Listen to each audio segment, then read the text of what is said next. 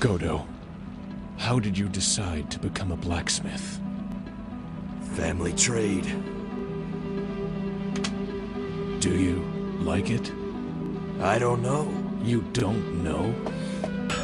I've been gripping this thing since before I could even walk.